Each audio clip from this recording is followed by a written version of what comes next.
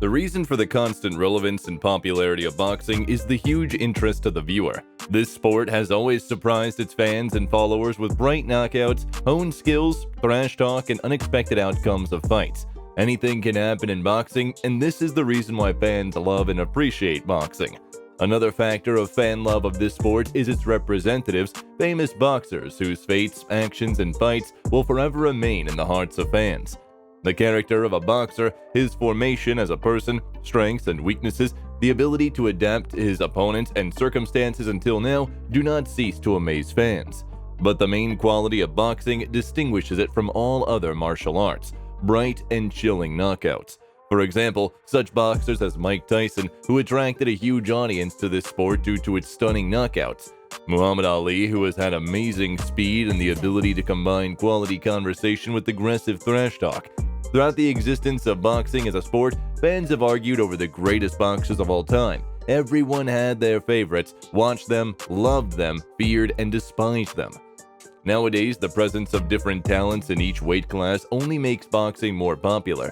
The viewer likes boxers, individuals who have their own zest and cardinal difference from the rest of the division. Such a striking example is quite a young and promising professional boxer, performing the featherweight and lightweight categories, Gervonta Davis, who has a very strong statistic for his years, 29 wins without defeat, among which 27 won by knockout.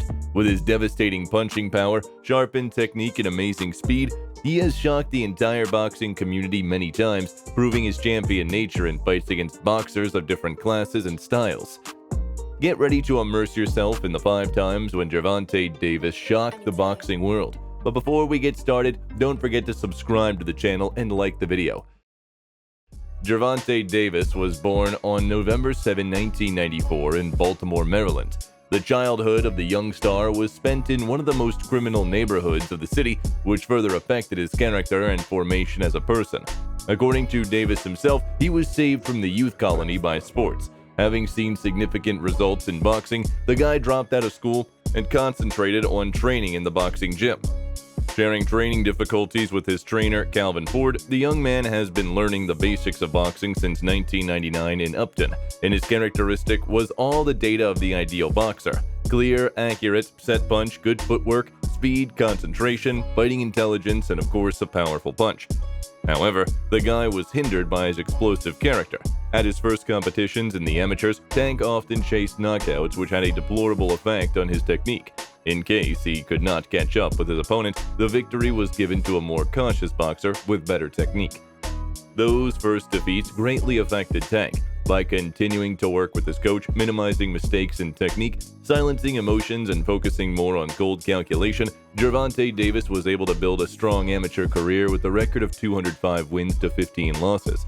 Surprisingly, for a lightweight, he has 123 wins by knockout, a phenomenal record for his weight class.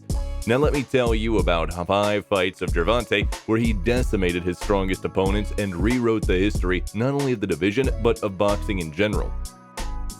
5th place, Davis vs. Pedraza. This bout took place on January 14, 2017 at the Barclays Center Arena in Brooklyn. 22-year-old Gervonta Davis challenged undefeated Jose Pedraza, who was on the peak, going undefeated, who dismantled his opponents by striking and knocking them out hard. Gervonta Davis was considered a young and very promising prospect. For the first time in his professional career, he got a chance to fight for the IBF world title in the super featherweight division. In his training camp, the young prospect emphasized distance work and accentuated striking, which was the best solution against Jose's aggressive style. In the opening round, Mayweather's mentee emphasized accentuated power punches on Pedraza's body floors to increase the pace of the fight, which Tank was ready for. With calculation, coolness, speed, and impressive striking technique, Gervonta muffled the aggression in his opponent's eyes and forced him to stagger back to the ropes. Pedraza didn't like the conditions, however, and decided to change his tactics, choosing not to see the center of the ring and trying to constantly answer Davis to any of his punches. The fight was stylistically uncomfortable for Jose, and the middle distance work made it clear to everyone who is the favorite and who dictates the conditions in the ring. After a series of missed punches, Pedraza began to stagger back to the ropes, ceding more and more space and freedom to Gervonta. In the middle of the fight, the Puerto Rican representative decided to change his tactics again, deciding to get behind a high block, which stylistically prevented him from answering Davis's punches. Trying to cut the distance and change angles, Davis again showed his dominance and was stylistically competent in his work, something that could not be said for Pedraza. Of the first half, Pedraza was most successful only in the 5th round, where he moved his head and body away from the punches and tried to get at Davis and tried to pressure him. In the second half of the fight, Davis finally set the stage for the fight, forcing Pedraza to make bad mistakes. Having regained dominant control of the fight, Davis landed accentuated body punches that slowed his opponent's momentum and forced him to retreat. Sensing the fear in Pedraza's eyes, Davis shook his opponent with a powerful cross, then finished what he started in the 7th round with a series of crosses and accentuated hook to the head. It is noteworthy that immediately after the fight, Floyd Mayweather called his mentee the future of boxing. 4th place, Davis vs. Cruz. The world champion in 4 weight categories, Leo Cruz accepted the challenge of the established top lightweight division, going undefeated and easily dropping his opponents on the ring floor, Gervonta Davis. The bookies' favorite was the promising and young Davis, but no one was going to write off the technical and fast Cruz. And despite the fact that Leo moved up to the super featherweight for the fight with Tank, he assured fans that his size and technique will play a decisive role in the fight, and his skills will make a powerful and confident Davis into a kid whom Cruz will take to a boxing school and teach him boxing lessons. Tank himself stated that this fight would be another plus point for him and would fix the 1 in the loss column for Cruz. Fans saw the fight as a competition and a perspective, believing that the differences in style will make this confrontation a fight of the year. The fighters themselves assured that they are going to war and are ready to do their best in the ring to achieve the desired goal. However, as such, there was no war and the fight was very one-sided. From the first minutes, Davis was cautious and explored his opponents, while Cruz was not shy to show his moves and feints. In the second round, Tank realized that he had nothing to fear and confidently went on the attack, controlling Leo at the middle distance with accentuated body floor strikes and cutting corners with quick footwork, cutting off the attack line and forcing events to repeat themselves. Cruz, however, didn't want to make any unnecessary moves and was moving away from the offensive line, so he made mistakes and hit in series, which the Mexican saw and used it as an advantage, conducting successful counterattacks in the 4th and 5th rounds. The denouement of the fight happened in the 6th round. Tank, fueled by a lucky shot, trapped Cruz against the ropes. The Mexican tried to deliver his right straight to the American, but after punching him 3 times in a row, he fell to the floor from a powerful left uppercut. Tank is a professional at his craft, and he wasn't going to forgive such mistakes. After waiting for the 3rd punch, Davis punched the Mexican's head with his signature slashing left uppercut that put an end to the fight. The punch would later be named the Punch and Knockout of the Year, and Davis would finally be named the Young Tyson of the lightweight division.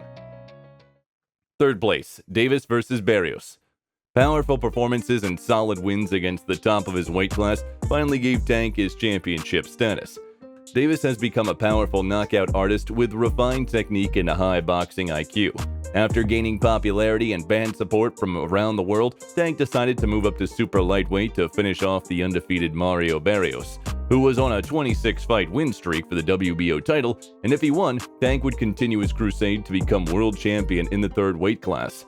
This fight aroused a lot of interest among fans and experts because they did not understand how Gervonta Davis would cope with the huge size of Mario Barros, because the difference was felt too much. A good and big boxer always beat a good and small one, and the outcome of this fight seemed to be for Mario. Being taller with a longer arm span and weighing 11 pounds more than his opponent on the day of the fight, this fight would have been an easy walk for Barros. But things turned out differently on the day of the fight. In the first round, Davis chose a more cautious tactic, throwing jabs and keeping his opponent at a distance. But in the second round, realizing his speed advantage, delivered good accented punches to Mario's body. Tank didn't try to rush things and was set for 12 rounds. Mario tried to counterattack and clinch his opponent, thus moving the fight to the middle distance. This was more favorable for Gervonta, who was on much better in the middle distance. The first half of the fight went under the modest dictation of Tank, but from the 7th round, the champion began to force things, delivering quick series of body shots to which he did not have time to respond. Feeling the power and speed advantage, Tank started to double down with fake right punches before sending his opponent into a knockdown with a left hook before knocking his opponent down again. However, Mario was able to get up and continue. The next rounds went under the dictation of Tank, and in the 11th round, Tank finished the fight by beating his opponent's body floors and a bright knockdown, after which the referee stopped the fight due to a lack of competition from Barros. Second place, Davis vs. Romero. This bout gained momentum not so much for the professionalism of Tank's opponent, but because of the video of the hyped-up Romero beating up a young rising star in the form of Garcia in sparring. Due to promoter disagreements, Davis and Garcia couldn't get together in the ring, so Tank made the decision to beat up Romero. Notably, the feud between the fighters began at the first press conference, where the opponents devalued each other's accomplishments in rude ways. Tank called Romero a clown and vowed to knock him out, while Romero called Davis a successful Floyd Mayweather promotion. Such rudeness was not tolerated by both fighters, but Tank showed aggression at the official weigh-in by pushing his opponent, which made him unable to keep his balance and jumped off stage.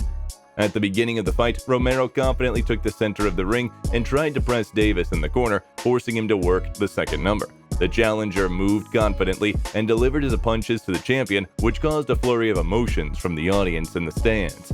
In the third round, the challenger became more and more aggressive and began to chase the now fearsome Gervonta to the corners of the ring, delivering accentuated left punches and quickly breaking the close range.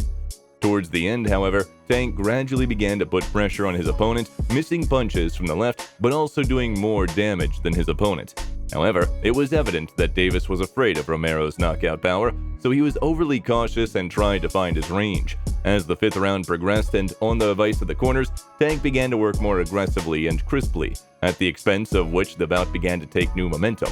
In the sixth round, Tank adopted his usual style of fighting and began to pressure his opponent with series and fakes. This pace of the fight did not suit Romero, and the challenger began to exchange punches with Tank, exactly what Tank needed. Tank blatantly read his opponent like an open book and waited for the moment when he caught up with his opponent with a left hook. Mario fell face first into the ropes and obviously couldn't get up after taking such damage. First place, David vs. Garcia. One of the most memorable and impressive fights of Gervonta Davis's career is his last fight against one of the most promising guys in his weight class, Garcia. Both fighters were on a streak without a loss. Garcia assured his fans that his record was superior to Tank's in terms of opposition. Most notable boxers favored Ryan, considering him a more versatile, fast, and technical boxer. This fight was even given an official name, Speed vs. Power. The fight of two undefeated fighters after 3 postponements still managed to organize.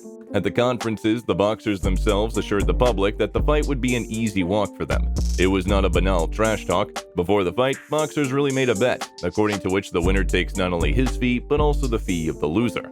At the first press conference, Ryan was especially confident because of his size advantages. However, due to different weight classes, the boxers decided to fight at interim weight, up to 136 pounds. However, this was not enough for Tank, and he demanded from Garcia's team a condition in the form of a rehydration clause to prevent Ryan from fully recovering after the weigh-in. This played to Tank's advantage because according to this condition before the fight, the weight of the boxers before the fight should not exceed 149 pounds. For example, outside the training camp, Ryan's weight is 156 to 158, while Tank's weight is 147 to 149 pounds. However, this point did not fundamentally affect Garcia's particular advantage in height and arm span. The fight itself shocked the public and turned the world of the lightweight division upside down. In the course of the fight, Tank did not let Garcia use his advantages. He was ahead in his punches, clearly controlled the distance, cut the corners, which did not allow Ryan to use his signature left punch. Already in the second round, Mayweather's mentee surprised the world with his accurate blow to Garcia's body, after which Ryan fell into a knockdown. Standing up at the 8th second, Garcia on the willpower suffered to the end of the round. In the following rounds, Ryan lost a lot of speed as he felt the destructive power of Davis's fists. Mr. Speed tried to work in the second number to hit singularly and accentuated not to get caught on the punches and went into a deft block at the slightest danger, which paid off.